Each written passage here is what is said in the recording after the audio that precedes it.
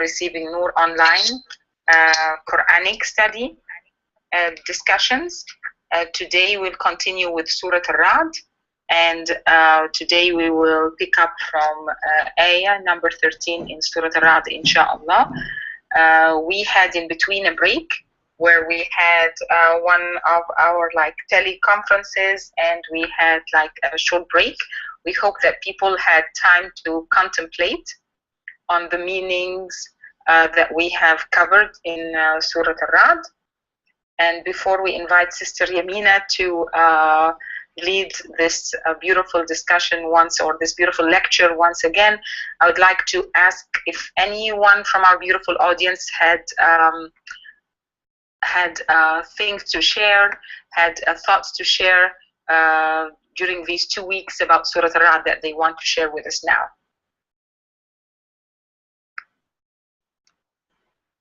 Especially people that I have not seen in a while, like Andrea.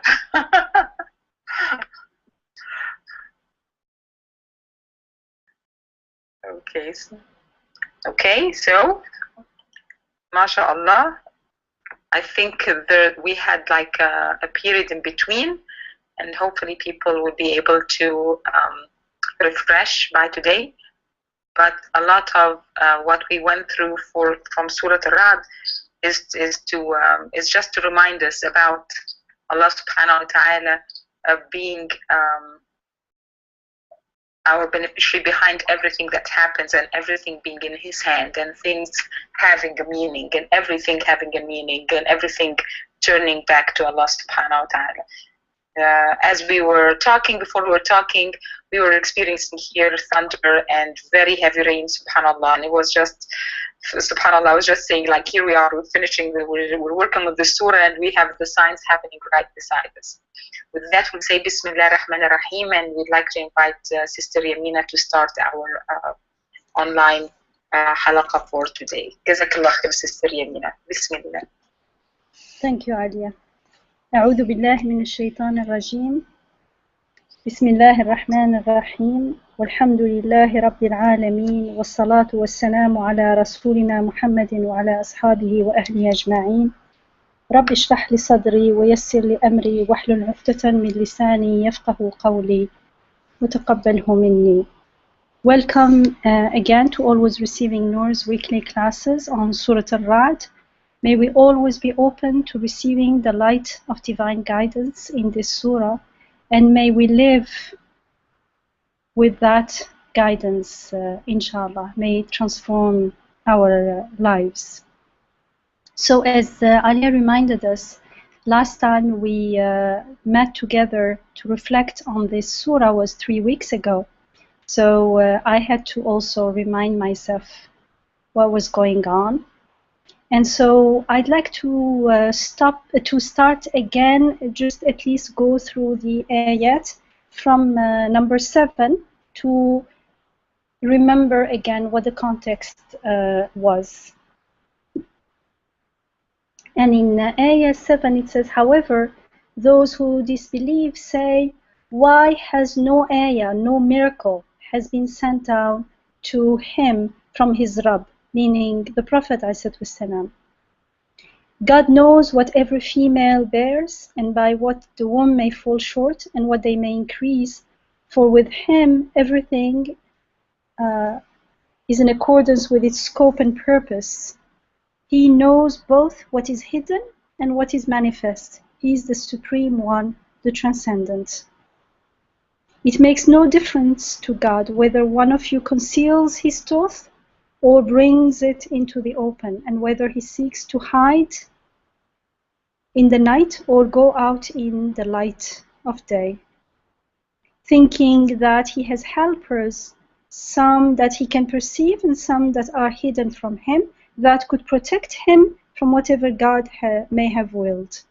God does not change people's state unless they change what is in themselves. When God wills the people to suffer evil, there is no averting it. They have no protector apart from Him. It is He who shows you the lightning, inspiring fear and hope, and He builds up the clouds heavy with rain. And the thunder extols His limitless glory and praises him. يسبح الرعد بحمده. And so do the angels in awe of him. And he it is who lets loose the thunderbolts and strikes with them whom he wills. And yet they stubbornly argue about God, notwithstanding all evidence that he alone has the power to contrive whatever his unfathomable wisdom wills. And that's where we stopped last time. And then the next two ayahs, I will read the next one. أعوذ بالله من الشيطان الرجيم بسم الله الرحمن الرحيم له دعوة الحق والذين يدعون من دونه لا يستجيبون لهم بشيء إلا كباسط كفيه إلى الماء ليبلغ فاه وما هو ببالغه وما دعاء الكافرين إلا في ضلال. Unto him alone is due all prayer, aiming at the ultimate truth. Or we can say call, maybe. Since those, let me check again from the Arabic. Bismillah. I'll go for more literal for the moment. The call, or meaning the prayer, the invocation, له دعوة الحق. The call of truth is made to him alone, since those whom they call instead of God cannot respond to them in any way. It is like someone who stretches his cupped hands towards water, hoping that it will reach his mouth. It never gets there. It means water never gets to his mouth. Hence, the call, that prayer, that invocation, a da'wah. وَمَا دُعَاءَ الْكَافِرِينَ إِلَّا فِي ضَلَالٍ. Of those who deny the truth is all in vain. It only goes astray. Literally, it goes astray.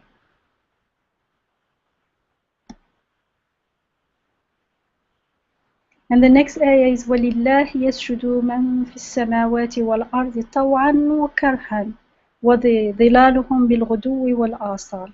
Before God prostrate themselves all that are in the heavens and on earth, willingly or unwillingly, as do their shadows in the mornings and the evenings.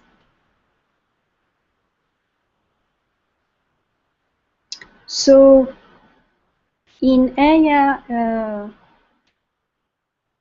11, we focused last time we met on the implication of, especially the implication of God does not change people's state unless they change what is in themselves.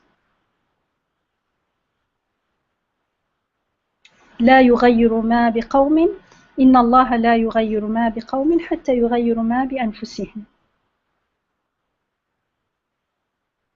And we also discussed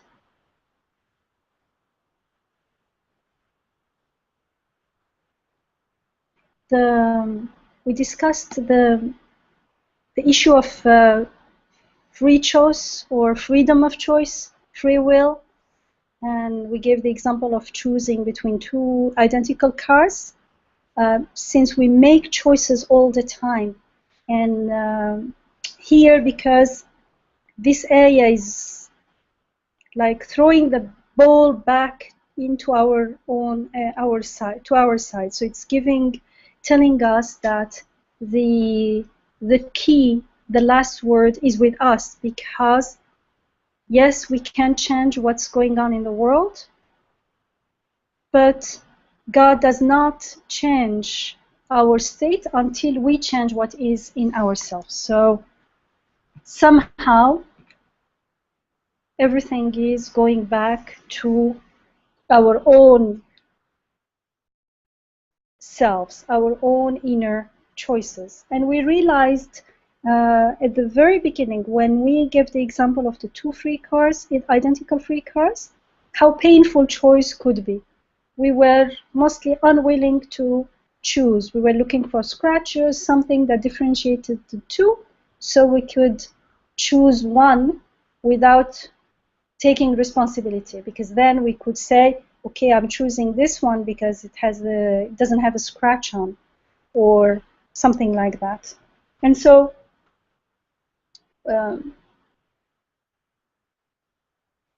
this hesitation, this being wary of taking the responsible of choice, reminded us how scared we are of the responsibility of our choices. And that's why we tend to rationalize them. For instance, if I choose, let's say, something because it's cheaper, I say I chose it because it was cheaper. Like, it's not my fault. It's not my own free will. I'm not fully responsible. I mean, if it's cheap, what could I do? I had to take the cheap one.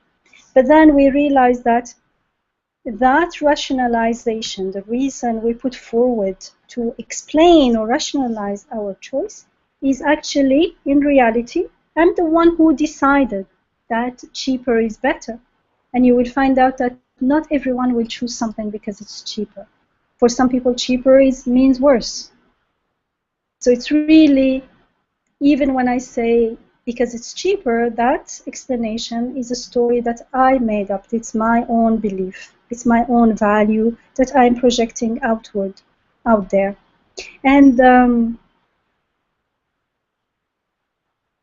when we accept this reality, the reality that we do make choices, we make choices whatever it is, at the end of the day, even if we have two identical things, I can pick up something. So I have that thing called choice and free will, and those choices do have implications, and so it brings with it responsibility. And we all felt, even with the example, how vulnerable we are actually, because in fact, deep down, we realize when we have a choice and we can't rationalize it, deep down we are facing our not knowing, our having no clue of the implication and the consequences of our choices. What looks to me good right now may not be good for me in the long run, even when I claim it's better than something else. So the reality is that we really don't know what's best for us. And if we look at our past, we will see that many choices that we thought then were the best have turned out to be terrible afterwards. And that's why it says in the Quran, وَاللَّهُ يَعْلَمُ وَأَنْتُمْ لَا تَعْلَمُونَ. Only God knows and you don't know. So something that you think is good may be bad, and something that you think is bad may be good. And when we accept this reality, then we become aware of how much we are in need of divine guidance and protection. So we need to realize that everything is an ayah. That divine guidance comes through the Quran teaching us the meaning of the signs around us. Like Yusuf alayhi salam, when he was in prison, when he was out of prison, he was not eager to leave prison at all costs. He was very wise, and his conversation and his interaction with the king was full of wisdom. And why was that? Because he was a muhsin, and because he was a muhsin, he was given wisdom. And therefore, with that wisdom, he knew ta'wil al-ahadith, the interpretation of events. He knew the meaning of the signs. He could read and understand the language of the signs. And these signs are not only the signs in the Quran, but also the signs in creation, to which the Quranic signs refer again and again. Here as well, they are referring to, for instance, thunder and rain and all kinds of so-called natural events.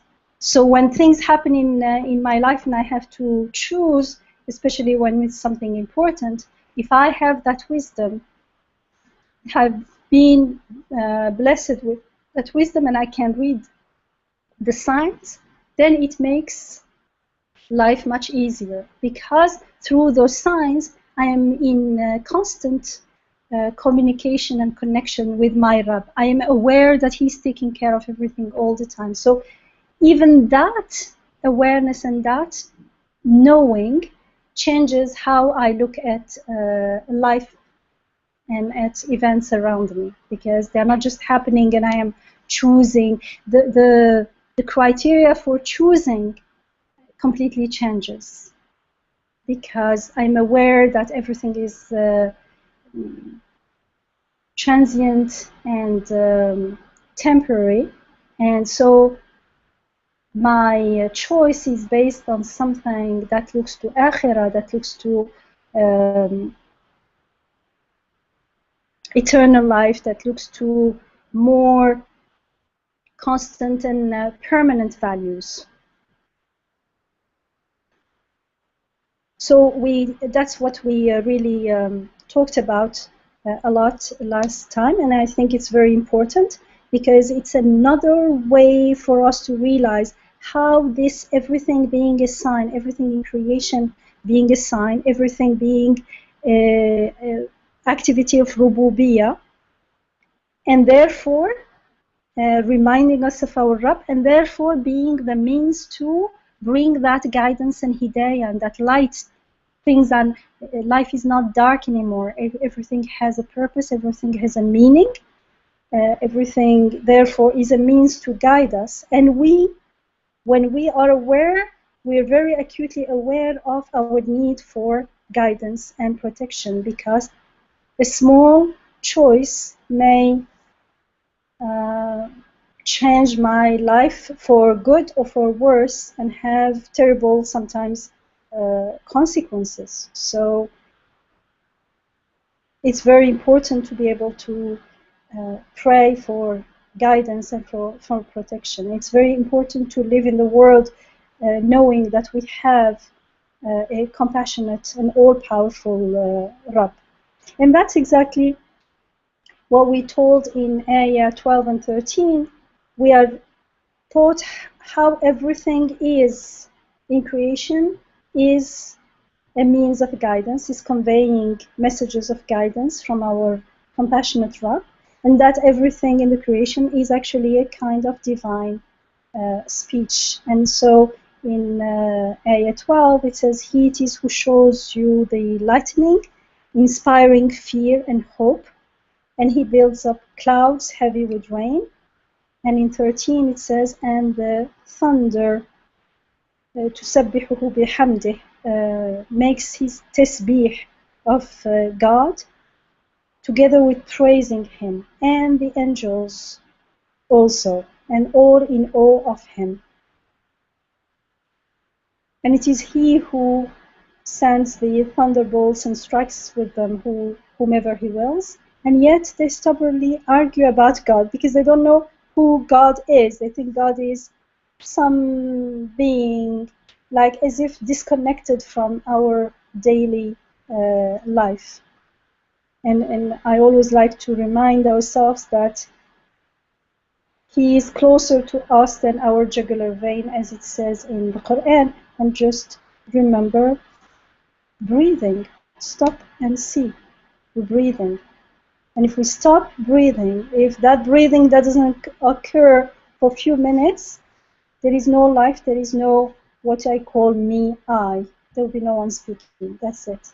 It's the connection is very strong, and very the line between what we think we are seeing and what we in our ghafla think is the reality, and the unseen, which is the reality, because it is the source of what we see now. It's pouring constantly into this world. That is very fine. The line between the two is very fine. And between life and death is also very fine. Few breaths only. And so in Ayah 13, we're told that thunder makes tasbih with hamd, with praising God. So nothing actually is happening haphazardly. Some people may say, no, it follows the laws, and those laws. But those laws, what are the laws? The laws is just the way things happen constantly in a certain manner, in a certain order, and that's sunnatullah. Those are the divine laws. They happen with divine will. And they are ayat, they are signed to divine order, to divine power, to his will and control. He is being in control of everything. So we understand from those signs that he has the power over everything. This is the tasbih of Ra'd, for instance. We understand the more we know about how it's working, the more we realize that it's making tasbih, like it can't be from me. Ra'd is saying it's not from me, it's not from the elements themselves, it's not from created beings themselves, and it's done in a perfect way. Everything is connected perfectly. And so this is their tasbih together with hamd, bihamdihi, because as they are making tasbih, like it's not from us, this is from someone with all-encompassing knowledge, all-encompassing power, all-encompassing rahmah, compassion. And at the same time, this tasbih is also, at the same time, it is hamd. So yusabbihu ra'du bihamdihi. And so we understand that whoever is is behind all this has power over everything. And what inspires fear in us and what inspires us with hope is also in his hand, all these activities. And the same thing could inspire us with fear and hope depending on how we look at it. For instance, thunder. It's scary, but at the same time we know it is good news for rain and abundance and wealth and blessings. So at the end of this, the good news is that we realize that we only need him and nothing and no one else. And so through 12 verse 13, we are being guided, we said last time, to how we can change ourselves. Through how do we change ourselves? Or change what is in yourselves, it says in the ayah. Through changing our perception of the world. That's the only thing that is in our hand, in our power, that we can choose. I can't create something out of nothing, but I can choose how to perceive things and how to respond to them. And that's the way it is teaching me in 12 and 13, that these events, this phenomena going around you, these beings that you see, are not just things happening haphazardly with no meaning, no purpose. They are all created on purpose. They are ayat, they're speaking the language of hamd and tasbih. And if you learn it, you will hear it, and you will know who their Rabb and your Rabb is, and who is blessing you and feeding you and taking care of you and them, all at the same time, taking care of us through them and them as well, because they are also being created. Subhanallah. And then the world becomes like, oh, suddenly, as if a light was put on and you start seeing things for what they are, not what we thought they were. And you realize that nothing is scary. Everything is beautiful. And that's, you see the al-husn, you see that beauty coming out of the beautiful names, al-asma al-husna, that everything is reflecting and speaking about and reminding us about. Then we become a muhsin, the one who lives in the presence of God, who sees God's activity everywhere. And the muhsin is gifted with hikmah and with wisdom. And that wisdom is the wisdom of Ta'wil al-Ahadith. Remember, this surah comes right after Surah Yusuf alayhi salam, and at the end, the last passage in Surah Yusuf is connected to the beginning of this surah. We talked about it in the beginning. So in Ayah 11, it says, for God to change your state of being, you need to change what is in yourselves. And it doesn't just leave us there. This is the rahmah and the hikmah and the blessing of the Quran. Immediately, it starts teaching us how to change ourselves. It starts with changing how we perceive things out there and in. Perceiving things as ayat. And saying they are ayah and stop there is not what it is teaching us here. It's teaching us what an ayah is. An ayah speaks, it makes tasbih. Ra'd, you think of thunder is a natural phenomenon, something, a noise. No. It is making tasbih bihamdihi. If you stop, you can reflect on this for days and days. What does it mean that Ra'd is making tasbih bihamdihi? Because we call it thunder, full stop, finished. That's it. It's something, we don't think about it as having a meaning, performing something meaningful in the world, something that is related to me. It has a message, a guidance for me. And we are supposed to all be doing the same thing, all together, making hamd and tasbih. And that's why Prophet Dawood alayhi salam was making tasbih and hamd together with the mountains, for instance. So, subhanallah, these ayat are guiding us how we can change ourselves through changing our perception of the world and seeing that every single thing is an ayah to God's rububiyyah, to His power and His rahmah. Then the next ayah, which we start today, inshallah, it says, له دعوة الحق والذين يدعون من دونه لا يستجيبون لهم بشيء إلا كباسط كفيه إلى الماء ليبلغ فاه وما هو ببالغه وما دعاء الكافرين إلا في ضلال. So, which number? 14. Thank you. The call of truth, the call here is the invocation, the prayer, da'wah. The call of truth is made to Him alone, to God alone. Since those whom they call instead of God cannot respond to them in any way. It is like someone who stretches his hands open towards water, hoping that it will reach his mouth, and it never gets there. Hence, the call of those who deny the truth is all in vain. It all goes astray. So here it is inviting us to reflect. For instance, can water answer our call, our prayer?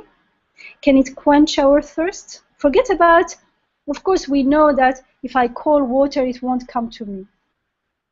But I grab the water and drink it. Can it quench my thirst? Most of the time, when we never stop and think about it, we take it for granted that it does. Why? Because whenever I drink water, my thirst is taken care of. However, can water take care of it? What does it know? What is it in water that can do this? Does it have eyes? It says in Surah Al-A'raf. Does it have eyes with which to see that? Does it have hands with which to grab? Does it have knowledge, intelligence, anything? How can it be doing it? Just because it's happening at the same time, just because whenever I put the light on, the switch on, the light comes, it does not mean that the switch makes the light. It just means only one thing, that there is a system, and whoever set the system put a relationship between made it so that the switch starts, lets the light in. However, the switch knows nothing about the light, can't produce it, doesn't make it, and so is water and all what happens when we drink water. Water is just like the switch. But when we don't stop and think about it and reflect and meditate, then we take things for granted and we don't see how it is a sign. We don't see what is beyond. We don't see the rahmah and the blessing and the activity of rububiyyah behind it. And so we are not grateful to our Rabb. For instance, when I drink water, even when I say Alhamdulillah, Alhamdulillah, He created water, but now what I really, my heart is bonds with the water itself, for itself, in itself. Astaghfirullah. But when we stop and look, this water has no life, no knowledge, no power, no intelligence, no eyes with which it could respond to our prayer or help us by fulfilling our needs or the need of any living being. It does not even know what my need is. And that's why in the Quran it says we made out of water every living thing. وَجَعَلْنَا مِنَ الْمَاءِ كُلَّ شَيْءٍ حَيًّا. It itself is lifeless, but Allah uses it to give life, to sustain the life in everything. I mean, the switch has nothing to do with the light or electricity or anything. The TV itself doesn't contain the broadcasting that we see, because the broadcasting is coming from somewhere else. The TV, it's not even of the same nature, but it mirrors it, it reflects it. That's all it does. And if we think that the TV is producing all what we see in it, then it is like when we are in ghafla, or completely denying, those who deny the truth, thinking that water, for instance, is a source of life, and so is the sun, and so is Earth, Mother Earth, and so on and so forth. So we always drink water and interact with it and with other beings and things, either for themselves or as ayat, either for themselves, معنى ismi, or as ayat, as signs, معنى harfi. That was the subject of our last teleconference. When we're not aware of the creational ayat, we're not aware that water and everything else is a sign, then we're prone to shirk. We surmise, without evidence, that water, food, air, the world, things, money, and so on and so forth can help us. They themselves can help us, that we need them, and that they actually do help us. That's the whole thing. And so we don't realize that they cannot actually answer our prayers, because it seems like we actually get results. I mean, when we drink water, everyone gets satisfied. So we don't realize that it is because we're following God's laws of creation, whether we're aware of it or not, whether we acknowledge the laws of the divine laws or not. That's how He created us. Whoever waters a plant, that plant will carries on growing. Whoever is thirsty and drinks water will be satisfied. This is the law. And so when we are following the law, we think that's it. You see, like a pragmatic demonstration.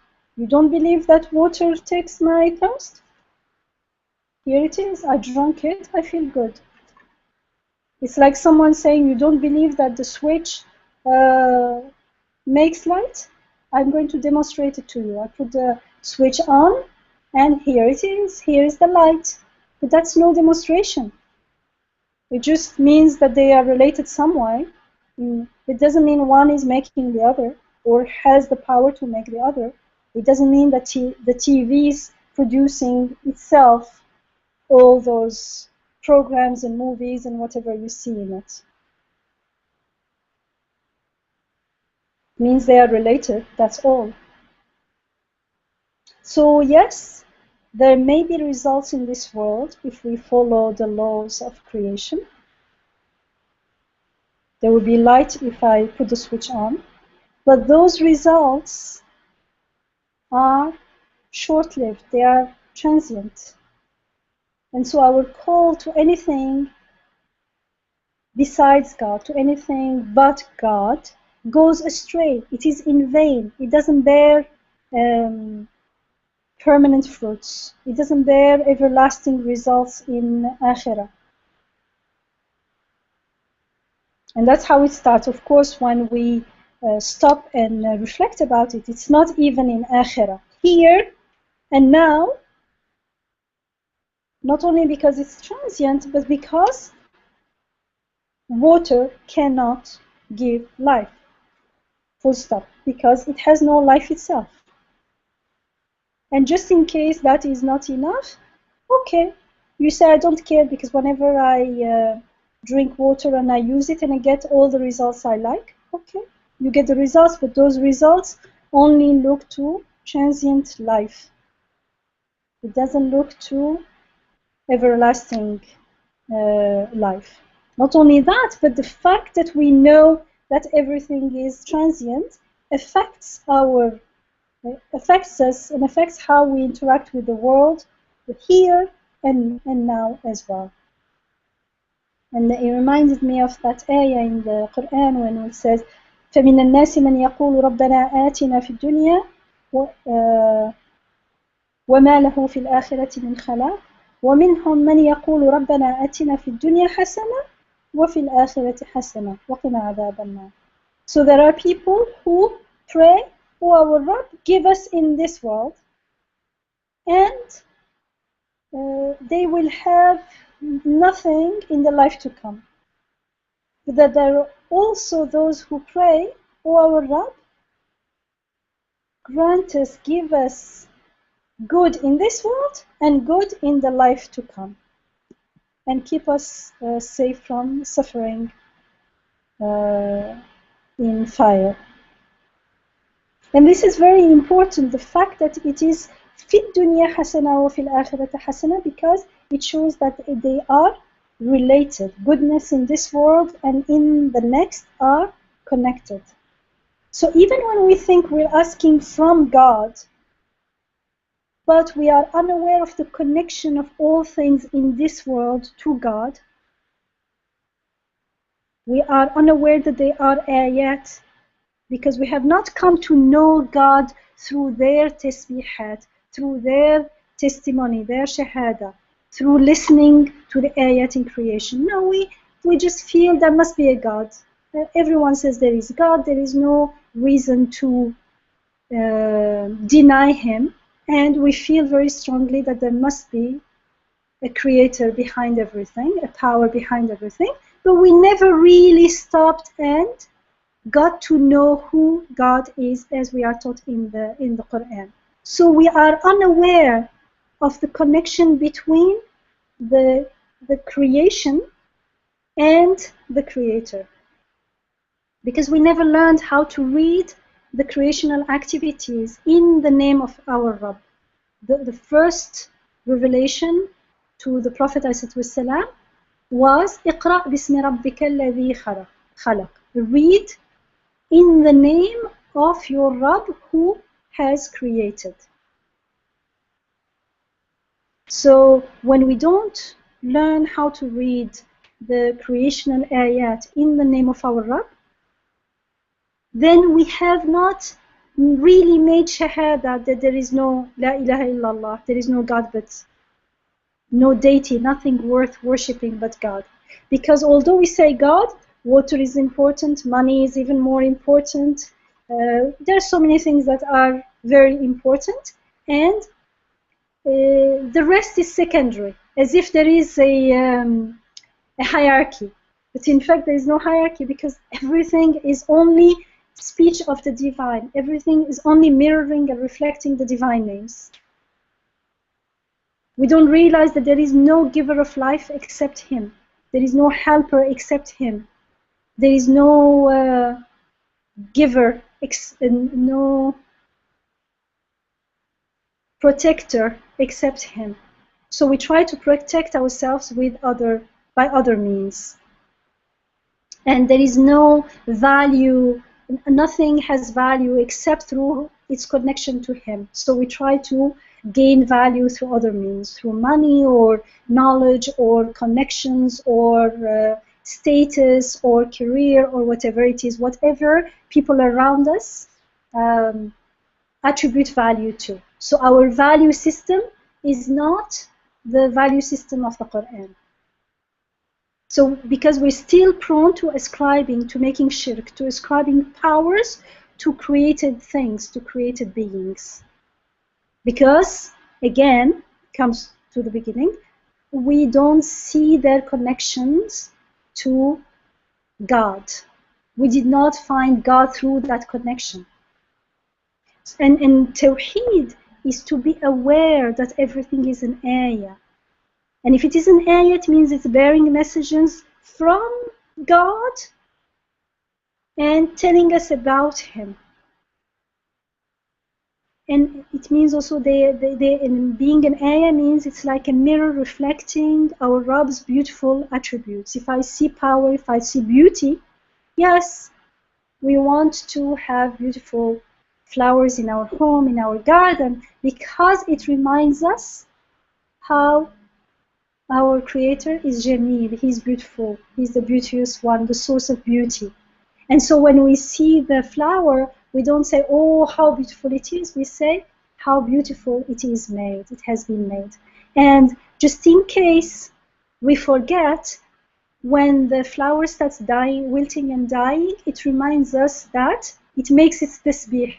It says, you see, it's not from me. This beauty was only given to me. Just like life is given to us, beauty is also given to the flower. And its form, he is the shaper, he is the giver of form, the giver of color, and everything. So, looking at the flower becomes a kind of ibadah. It becomes sacred. It becomes something that reminds us of the beauty of Jannah, the beauty of our Creator, endless, permanent, eternal beauty, inshallah.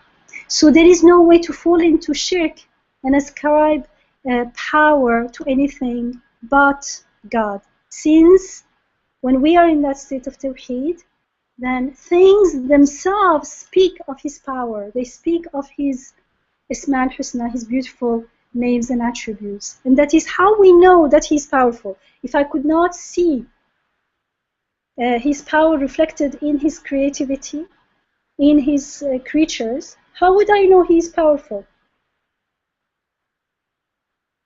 And powerful over everything, all things. So much that there is no deity, nothing worth worshipping, nothing worth asking for help and protection except Him. And this is what we do again and again in our daily prayers. That's why we are asked to repeat the Fatiha. إِيَّاكَ نَعْبُدُ وَإِيَّاكَ نَسْتَعِينُ. Only we, you. We worship only you, and we ask for help only from you, not from my job, from my money, from my parents, from my friends, from my abilities, my creativity. There is no such a thing as my creativity, my ability. If there is anything I have, I am only like a mirror. And it's in surrendering that I become a better mirror. And it's in recognizing that it's not mine, that I benefit from that, and I get the good news that those beautiful attributes are eternal. Otherwise, if they're mine, then that's it. At the best, they will end with me. And it's very bad news for us, for our soul that yearns for eternal peace, eternal happiness, eternal whatever is beautiful, eternal perfection. And now we know that this is the 15th ayah. It says وَلِلَّهِ يَسْجُدُ مَنْ فِي السَّمَاوَاتِ وَالْأَرْضِ طَوْعًا وَكَرْهًا وَظِلَالُهُمْ بِالْغُدُوِّ وَالْآصَالِ. Before God prostrates themselves all that are in the heavens and on earth, willingly or unwillingly, as do their shadows in the mornings and the evenings. So then we realize, yes, Sadaqallahu al-Azim, this is, we confirm the truth of this ayah. And the expression yasjudu here, to prostrate themselves, refer to complete surrendering to divine will. السجود هو التواضع والخضوع والانقياد. Through surrendering to what? To his laws of creation. Everything that exists the way it has been made. And what we call the laws of nature are something that we observed in the world. This is how things are coming into existence. There is another ayah also in Surah Al-Baqarah which says لَهُ مَا فِي السَّمَاوَاتِ وَالْأَرْضِ كُلٌّ لَهُ قَانِتٌ. So to him alone belong all that is in the heavens and on earth. All things devoutly obey his will. And that's why it says willingly or unwillingly, طوعا وكرها. And it's usually understood in the tafsirs as referring to those who surrender to God willingly, means consciously, and they say usually they are the angels, and the angels, everything has an angelic aspect, and the believers. People have arwah, spirits, and things have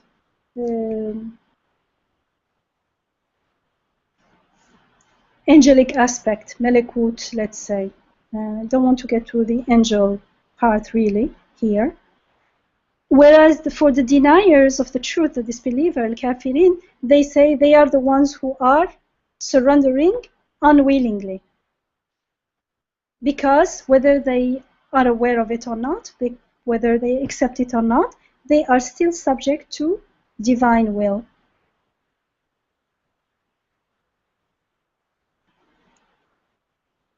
However, here, given the context with what comes before and what comes after, the man is a pronoun in Arabic that refers to conscious beings, and it is used in many contexts referring to everything that is in the creation. Because we think of Rad as something unconscious, but it's saying it's making tasbih and praising God, glorifying and praising God.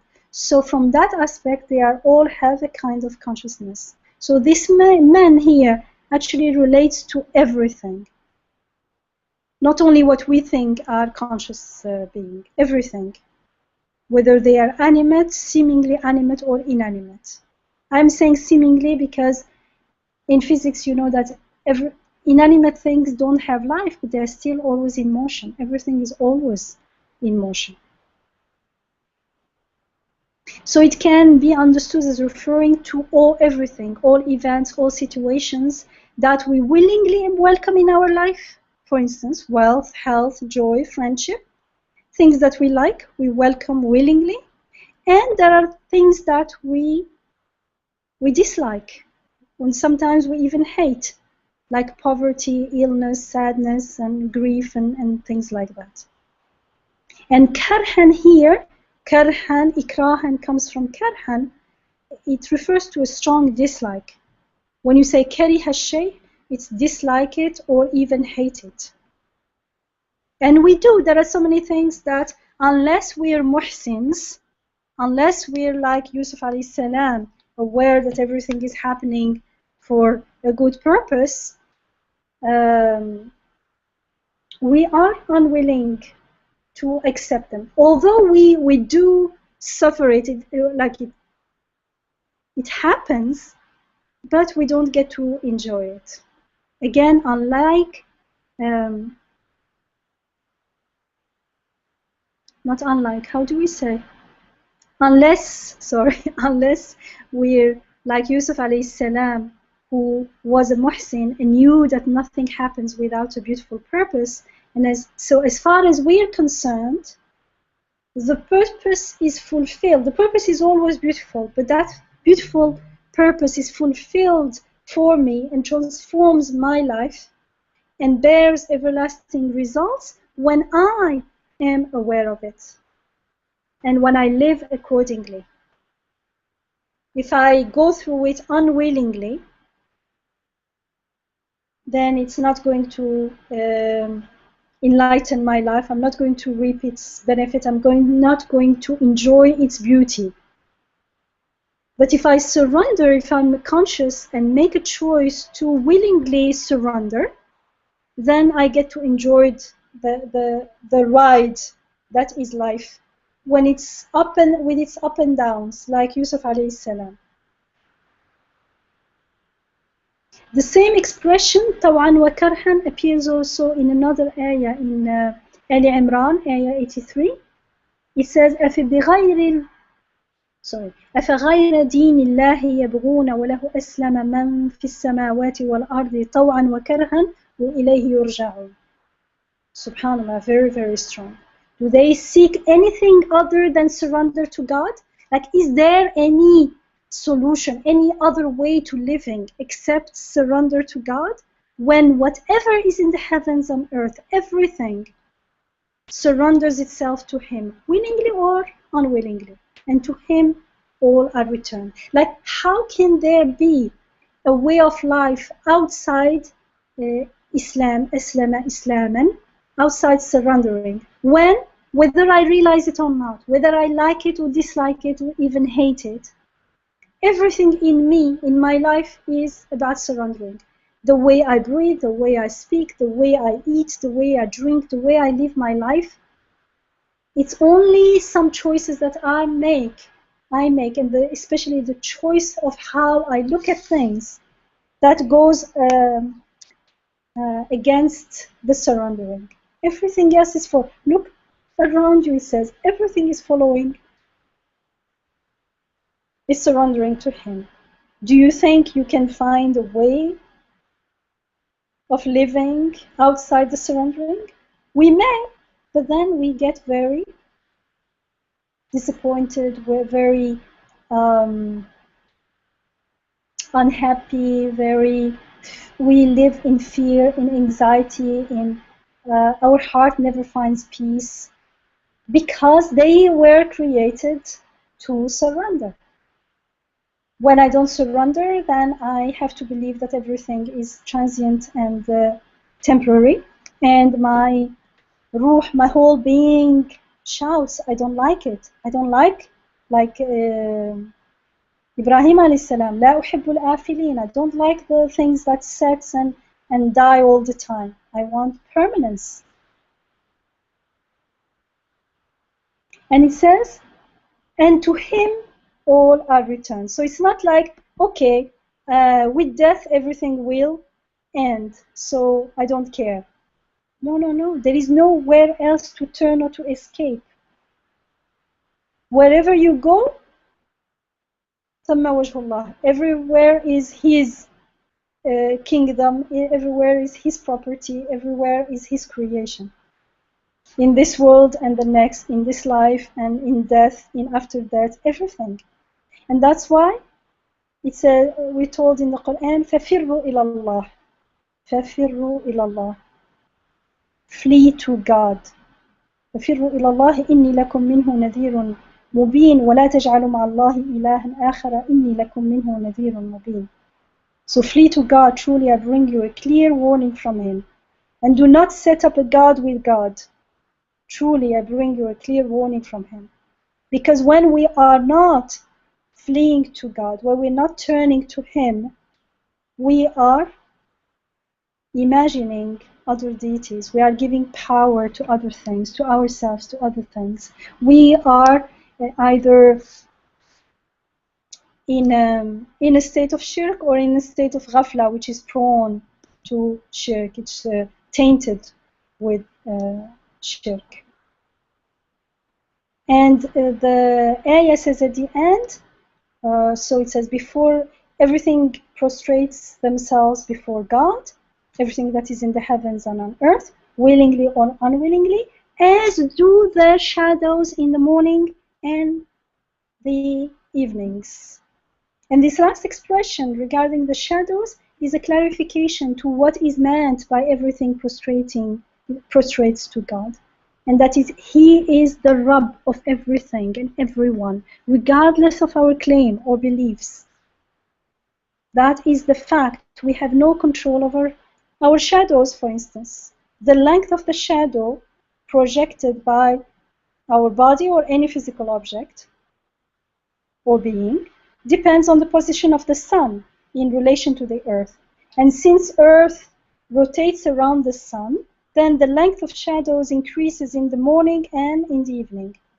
Whereas at noon it is the shortest, it's contracted. So shadow is not something random. This is inviting us to just stop and reflect on the relationship of physical bodies and light and how they interact with each other. It's also a reminder that how everything is interconnected. We have shadow, we have light, or especially daytime sunlight. The angle of the sun affects the length of the shadow and how clear it is, the rotation of the earth around the sun. And also it's a reminder that nothing is static, because you look at the sun is changing all the time, the shadows are changing. Everything is in constant motion, and our life is in constant motion. And so we are going back to Him. Everything is raji'un wa ilayhi. And so this shadow itself is an ayah. It's an ayah. It's a bunch of ayat actually, because it's interconnected to so many other phenomena. And these ayat, they are ayat signs to a very intricate, very precise order, which reflect a will and a purpose and a knowledge and a power that encompasses everything. From the very big, what are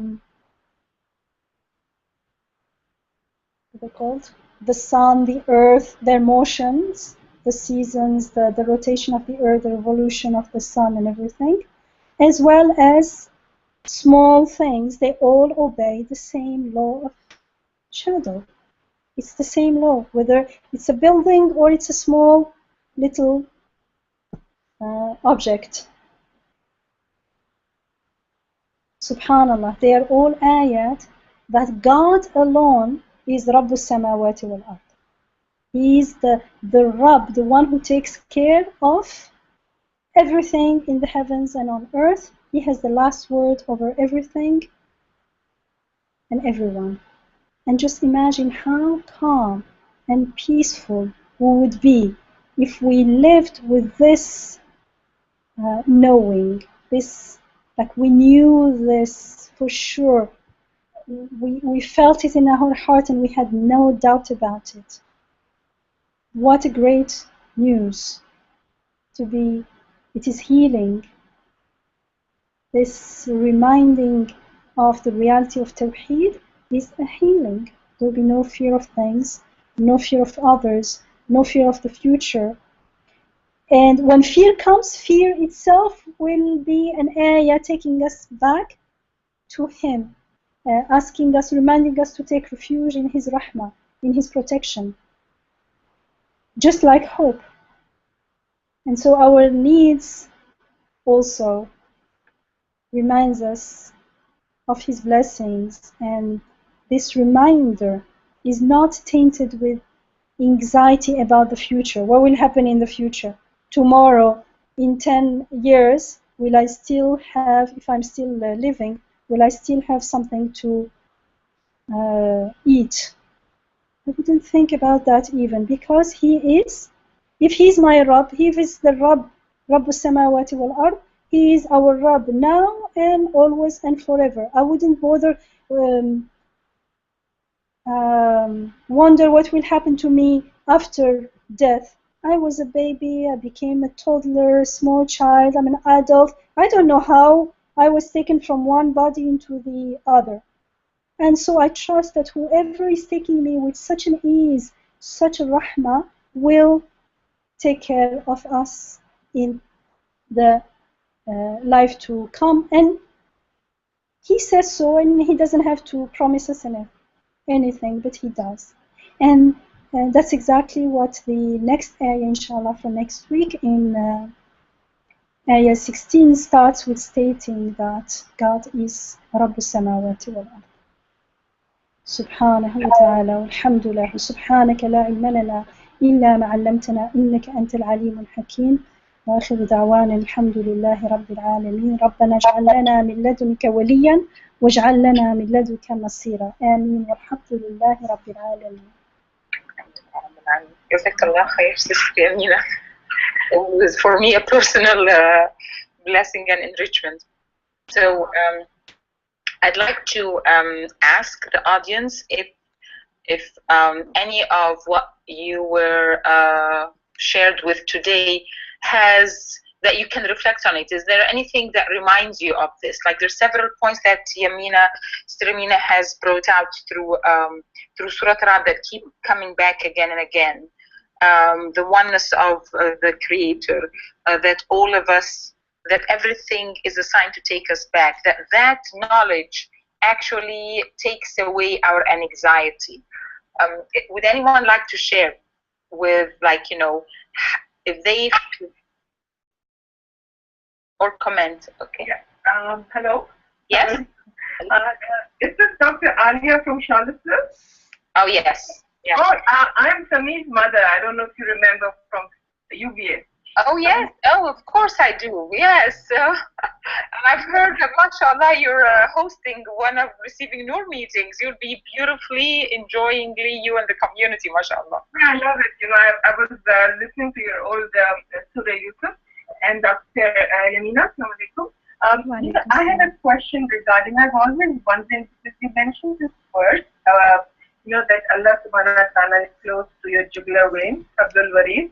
But I was always wondering, why is it that Allah subhanahu wa ta'ala mentions this vein instead of the heart or the fuad, or, you know, both of you can answer, I mean, from medical point of view and this question, why do you think Allah subhanahu wa ta'ala mentioned that he's very close to us, like Abdul Warid, giving the example of Abdul Warid, you know? Yamina, you want to answer? You can go ahead. You're the medical doctor. I just think because, like, it's a big vein. It's actually, you know, subhanallah, this is a total different scenario and a total different, like, imagery. You know how when we slaughter animals, we have to be swift and quick and get, like, you know, this vein very quickly, because then it gushes out blood very quickly. So it's like, it's also a big portal, like, you know.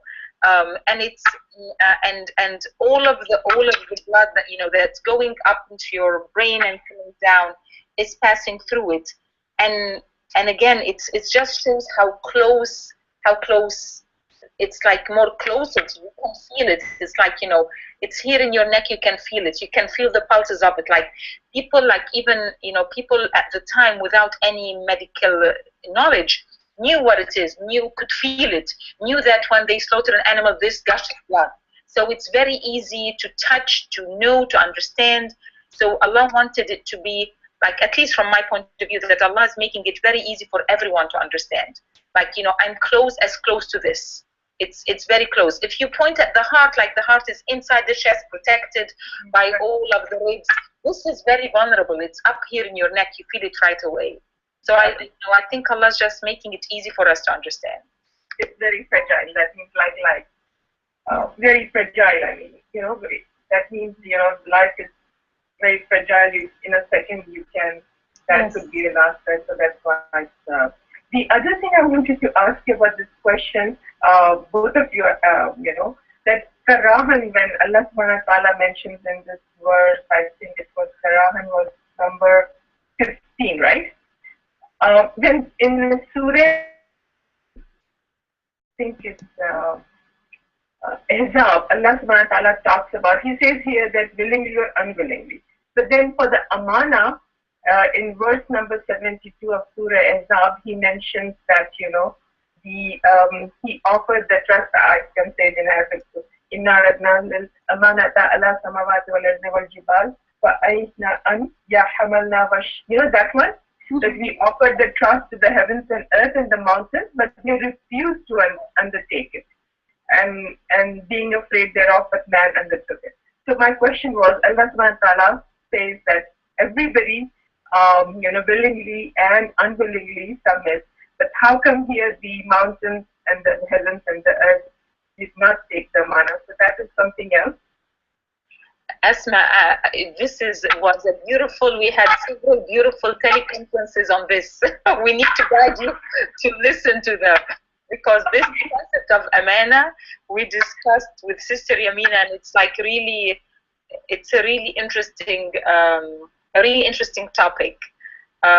For me, the amana was the choice, having choices.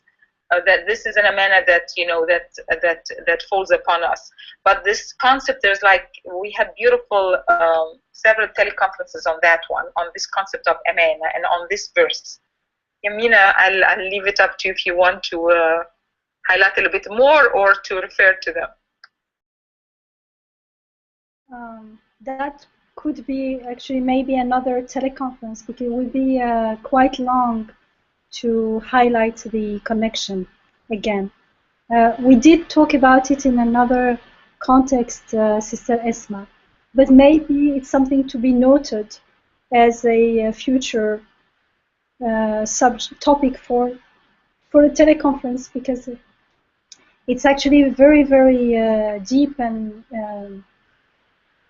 topic, and it's something that we all need to understand at one point or another, and because it is related to choice and free will as well, which we talked in length about last time we met. So yeah, it is. Thank you for bringing it up, Sister Esma. Just one comment I was just doing some research here. Rad, Rad has come only twice in the Quran.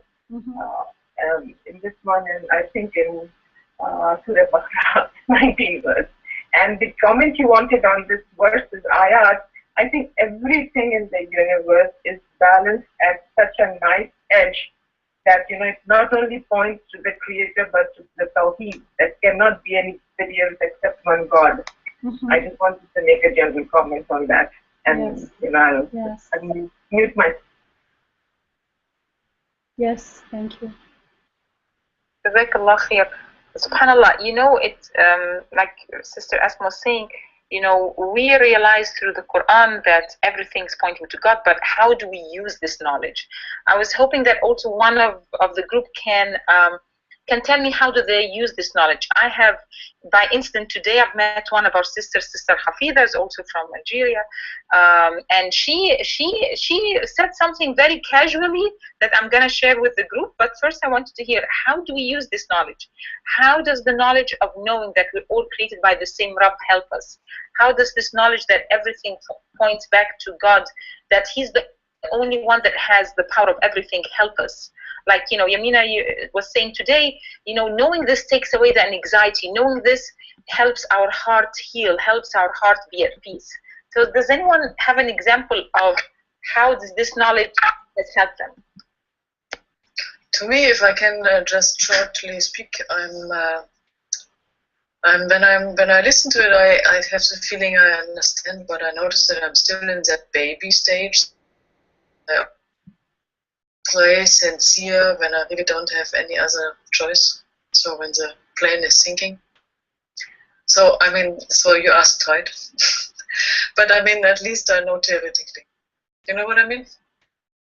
Yes, but you are realizing that you think about the connection when you're forced to, but it's not like when you say knowledge, Alia, when I say new, actually there is a knowledge which is really information, and there is a knowing that you know in your heart, you have no doubt.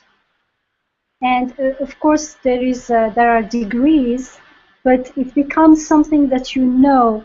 If you know that the building is going to fall, you don't stay in it. But if they tell you, you got the information, you read it, you understood, they said this building is going to fall. In a week, it's falling. And lots of people are moving out, and I'm still hanging around and say, I know the building is falling. No one believes that, takes me seriously, because they realize that I understand, but I don't believe in it. That's why belief, iman, comes in as well. It's not only ma'rifah, but believing in it.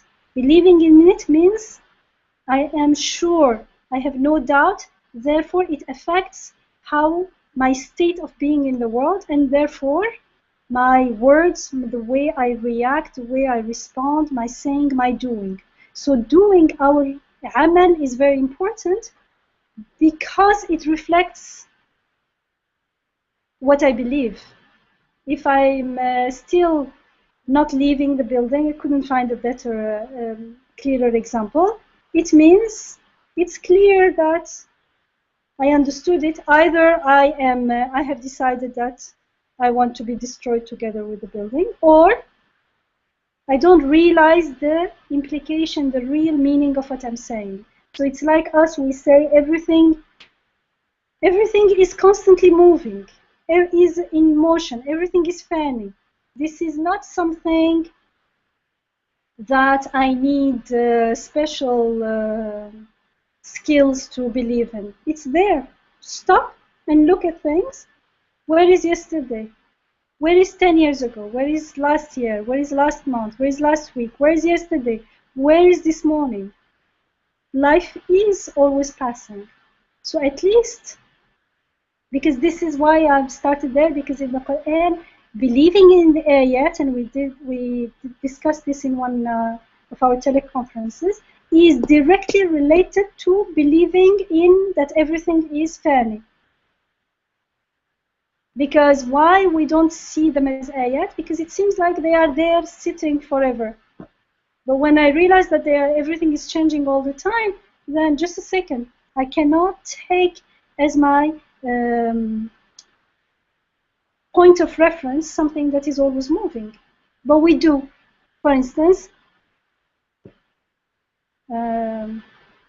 my youth, some people, they take their youth and if they are beautiful, their beauty. Some people take their strength. Some people take a skill. Some people take whatever. But those things are not something that they're not permanent. How can you build a whole life on something impermanent? And then when you think, okay, now I got it, but I built what I wanted. Yes, I built it, but I am now old. I can't enjoy it anymore. So what was the point? That's why it's not a matter of understanding only or having the knowledge, but stopping and actually stop and reflect. It says in the Quran, reflect, ponder, meditate, until this is the reality. Because when I live my life and have all those priorities and make plans, I am not making plans according to the fact, but according to my own perception, ghafla perception of the world, which is really a misperception of the world. I am living my life as if everything is permanent, when actually, deep down, I know everything is impermanent. And so, it's not a matter of, like we have to understand very complicated things and then we can live with Iman. No, it's stop holding on. Let's stop holding on our misperception, on our habits, on our hiding behind those misperceptions, and surrender. And this surrendering is a choice. It is a decision. I intend and decide accordingly. Let's intend to go for a walk. We never go out. This is not really, I'm not intending. I'm just imagining, making plans maybe. But the moment I say, okay, I make the intention and decide, then we go. And this is the same thing. I decide to surrender, and I start the process. How? I stop resisting. I stop building my life on misperception, on what I wish things could be. This is what it is. What are my priorities? The priorities are already put there. Things, what is impermanent is, and what is permanent is. It's not up to me to choose it. That's why it's saying, how come people are like making they choose anything but surrender to God? There is no, because anything else is based on imagination, my own fancy of the world, my own. And I can make up things about the world, but it's not what's going on there. I can live as though I'm never going to die, but the truth is that all of us will die one day. I can live as if I'm not growing older, but the truth is that we're all growing older. SubhanAllah. Like today, what really touched my heart is your comment that knowing this, like trendering is what the soul and the heart needs, and when they are able to surrender, when they're in that state, then they're at peace. They cannot be at peace without surrendering. And subhanallah, like some of the examples from other people that shared with me, like one of them, like two opposites. There is like two elder women in Egypt. One of these elder women, she was like all the time saying, I don't want to, may Allah, take my life before I become a burden for anyone. May Allah not make me a burden. So she kept thinking all the time about burden, like every time I meet her, she's worried about being a burden and praying that Allah will take her before she becomes a burden. And then on the other hand, like there's this other lady that I met that keeps saying, Alhamdulillah, that that Allah can reflect His beauty through me, even if I'm not moving. That He can reflect, like that I can, with my dua, I can change things in this family, even if I'm not moving. Like she kept focusing on like all the things that Allah is reflecting through her, even that she cannot move from her bed. And she's so thankful that Allah has given her all of those things, even though she's no more moving. So like as if like once she surrendered to the idea that health is transient, that age is transient, she then started enjoying this state that she's in.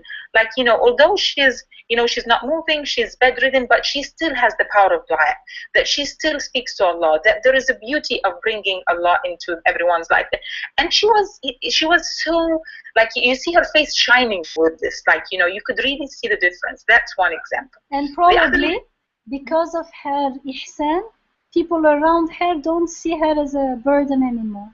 Yes, because she's not speaking about the word burden is never in her vocabulary. Because like it's I've never. So these two people, you can see one is acting as if like she's just reflecting Allah's beauty, and the other one is as if she's reflecting a burden. Subhanallah.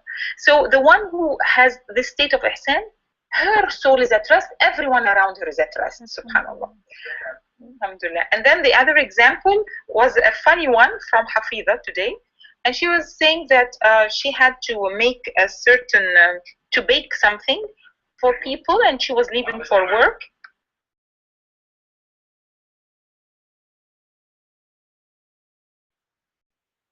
Sorry. So that she was leaving for work, and as she was leaving for work, she realized that one of the ingredients of what she was baking was not there, or was not there in the right amount. And she said, I was about to panic. And then when I was about to panic, I just realized, subhanallah, why should I panic? He said, I had so much yaqeen that these people, like they're coming to my house and I wanted them to feel welcomed. There's no benefit for me doing this except for the love of Allah subhanahu wa ta'ala. So I looked at that small amount of the ingredient and I said, Bismillah, you're gonna be enough and you're gonna make this baking the best baking ever. And she said, I said that, and I put it in, and she left home, and they were supposed to come right after her, and they took it out. And when she came back from work, she asked them, how was it? They said it was really, really delicious. And then she said a few weeks later, she did the right ingredients. And these people came again, and she asked them which one did they like most, and they said they liked the first time most. And she said, because the first time it was done with Bismillah, totally with Bismillah, you know. I didn't have the right ingredients. I talked to it and I said, you're gonna be enough, and you're gonna do this Bismillah, and it is Bismillah. Even tastes and things are very relative. This not only from person, they don't only differ from person to person, but the same food, sometimes it tastes very delicious to you, and then not as delicious. So it's all bi'idhnillah. It's not in the food itself. The food has no idea. And if she had panic, maybe everyone would panic. So, like, even if it was not as tasty, still it is better than panicking and spoiling the piece. SubhanAllah, it's the heart needs to have this taslim, like, you know, I think once she realized, okay, I don't have control of this situation, but who has control? She remembered. Yeah, and I'm gonna speak to this other ingredient. Me and you are working for the same owner. You do what this owner needs. She remembered dhikr. ألا بذكر الله تطمئن القلوب. Only through remembering God do hearts find peace and satisfaction. Alhamdulillah. These are the kinds of stories that I'm hoping everyone will share with us, because like when you hear these stories, things become more clear to you, like how do you see signs. Another story, I'm going to say it quick, is from another friend who had invited the community and put a lot of effort to invite the community. Brother Khan, you know him, sister Yamina, and Isra, you know him as well. And they, you know, he and his wife, they do once a year like a big bringing together to the community. And then that day, it was going, you know, it was going to rain after they have planned the day. And then he said, all the day before, we said, Ya Allah, you know how much, you know our niyyah, you know our effort, you know, why is this here? So please hold your clouds back. This is the time we need to have everyone here. Our home is not big enough. Everyone needs to be outside. And they said, we kept praying and talking like this, and then nothing happened. It never rained that day. But yeah, the way they handled it was amazing, subhanAllah.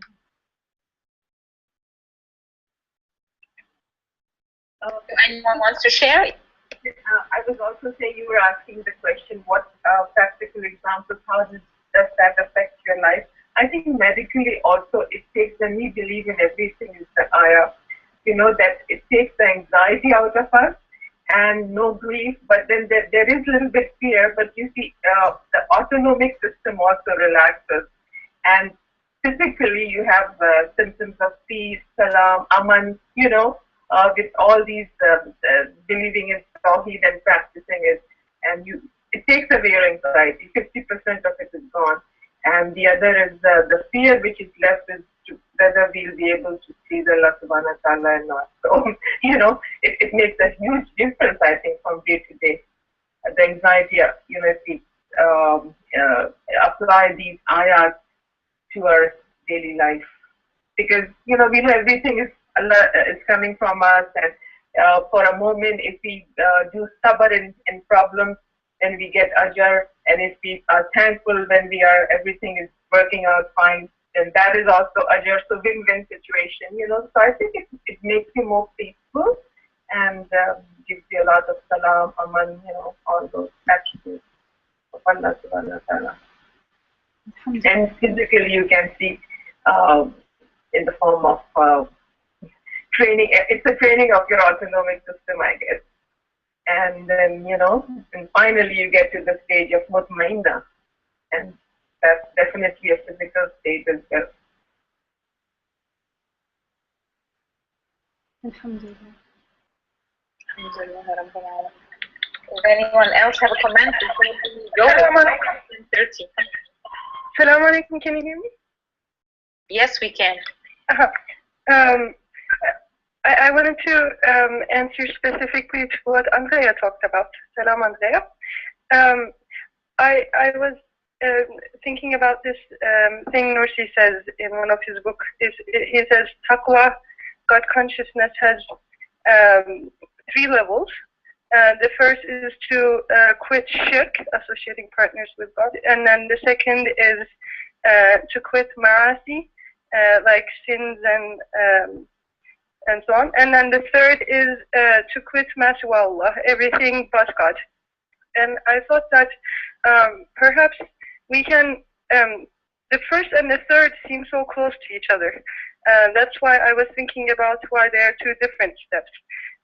Because really, if we truly abandon shirk, associating partners with God, that means that when we truly do it, that means that we understand that all the qualities that we see in things do not belong to them, so that we cannot attach our hearts to them. But the reason, I'm thinking now, maybe the reason why it's in a third step, and that third step follows the second, which is to quit sins and to quit isyan. How do you say isyan in English?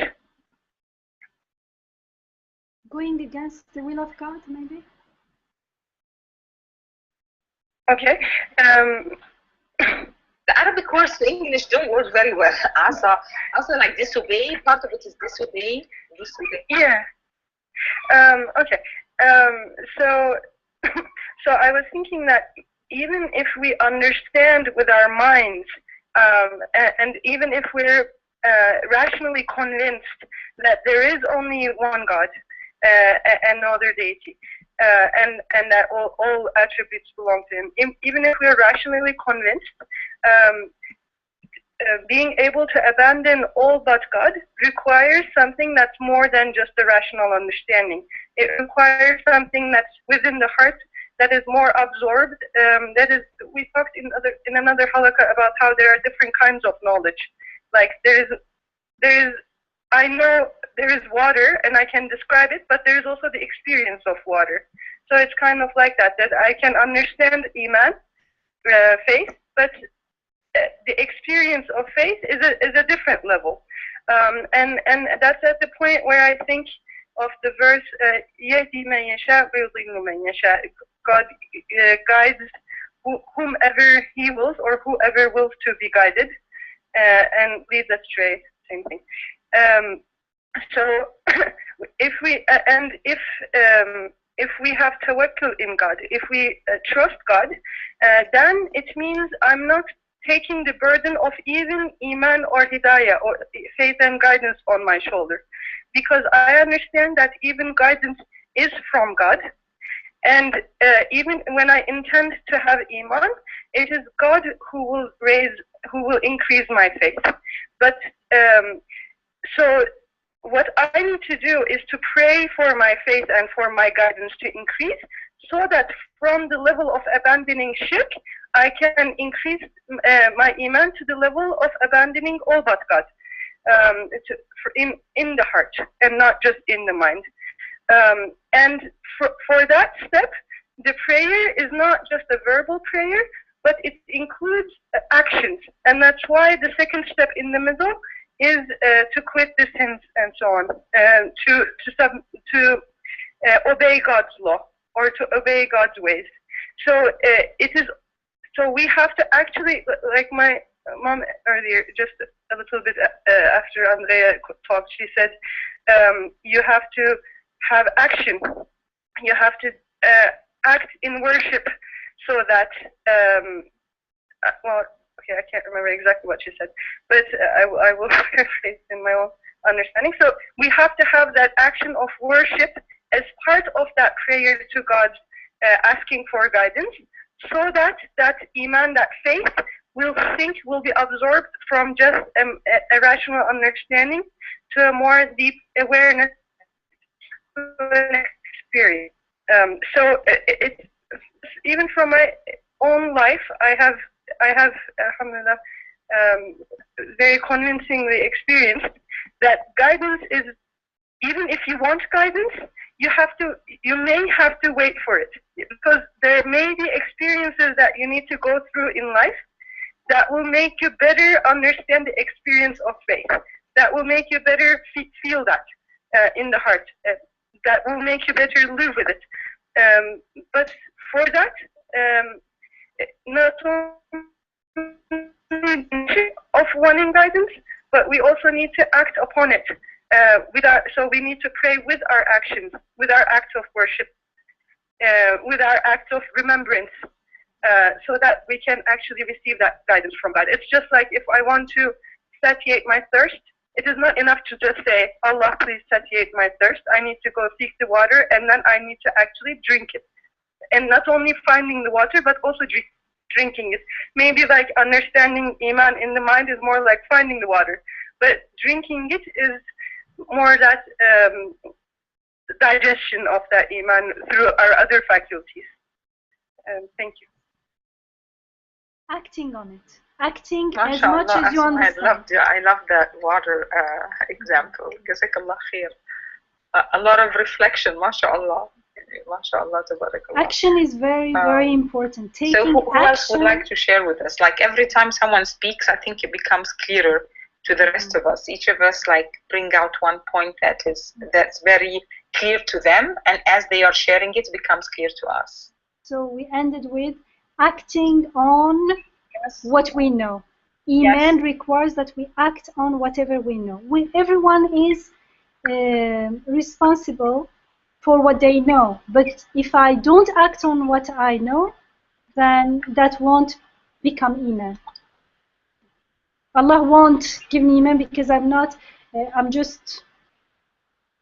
know about it, I understand it, full stop. I have no intention to live my life accordingly. Then it remains information. That's it. It doesn't transform. It doesn't transform my life. It doesn't bring light to it. It's like the food is sitting there. Unless I'm willing to eat it, it's not going to nourish my body. It's food, but not for me. I may even say to someone else, and give the food to someone else. That person eats it and will benefit from it, but not me. Because I'm not digesting it, I'm not eating it, I'm not acting on it, I'm not changing my life accordingly. I still say, this is nice, good, but I know what to do with my life better. I don't feel the need for that guidance. Subhanallah. Can I ask one more question? Go ahead. Time is over. Is our time over? Okay, so we can have like 2 more minutes. So we'll stop at 10:40. This 11 verse, when we talk about that Allah subhanahu wa ta'ala does not change the condition of the people until individually decay. So how do we apply that to the ummah right now? Because, you see it these days, horrible news and everything. So how do we apply that? Because we see it as an ummah, and here it seems like it's an individual effort. And ummah is made of individuals, and unless we have a certain number of individuals that will do the inner work, the ummah as a group, as a community won't change. You even look at small communities. Unless there is a certain, the more people change themselves, the more people take responsibility for that inner change, the more you see an overall transformation of the community. But if everyone waits for the ummah, there is no ummah apart from each one of us. From ourselves. So it still works. One by one. Today, subhanAllah, we are discussing exactly this question, Sister Asma. We are just saying like the only way for us to change our community is to actually start talking about these signs that we see within ourselves, within our groups, with our kids, within our Sunday schools, within our community. So it becomes the language then. Once you change the language, then people will become aware of things. So, when you realize, for example, let's give a very simple example. When you realize a tree is like you know, a tree is making tasbih to Allah subhanahu wa ta'ala, that every part of the tree is a sign of God's, you know, giver of shape, giver of life, giver of beauty, then you would never damage this tree for no reason. Then you would never just like, you know, slap this tree down for no reason. If you realize a little kitten or a little puppy, even though they're very helpless, you know, have all these like, you know, reflections of the names of Allah, you would not in the street. And if you but if you don't see God in any of these, then you will cut the tree, you will drag the puppy in the street, and very quickly you will watch people being killed without flinching. In that, because they are differing from mean opinion, so I'm glad that they're dying. So I think we need to start changing the way we look at things to make them all connect us back to God. And we speak about this within our community, within ourselves, within our families, until we change as an ummah. Wallahu a'lam. I think Yusuf alayhi salam is the best example. He was the only Muslim in the story, you know, of them, except maybe Aziz, and then he did make a difference. So changing every person, if he changes himself, that should be. Yeah. And shared, like, you know, in Yusuf, he found the opportunity to share. Like he would share, like, you know, before he interpreted the dream, he went and shared his point of view, how to see things differently. Like he would always relate that. He wasn't shy about, like, he didn't keep his understanding. He shared his understanding. And the more he shared, the more people were changing as he's sharing. Maybe they wouldn't change the time, but the second, the third, but as time went, they would change. So I think, like, you know, that's why walas, إن الإنسان لفي خسر إلا الذين آمنوا, who believe, وعملوا الصالحات, and do good. And then right away, وتواصوا بالحق وتواصوا بالصبر. Encourage each other, share. Encourage each other to do right, and encourage each other to have patience in doing right. So there's part within us, and just like Asma and Yamina reminding us to believe and do, they're connected. And once you believe and do, you reach out, just like Yamina is doing now, and everyone can reach out, and Yusuf did, and have patience in doing this, just like Yamina is having patience with us, and Yusuf, Sayyidina Yusuf, and prophets have patience with us. The patience comes also from knowing that this is what, like, this is who I am, this is what I believe. It's not like I'm doing special, it's not something special. This is what I believe, and I'm sharing. We talk always about what we believe and what we are fond of.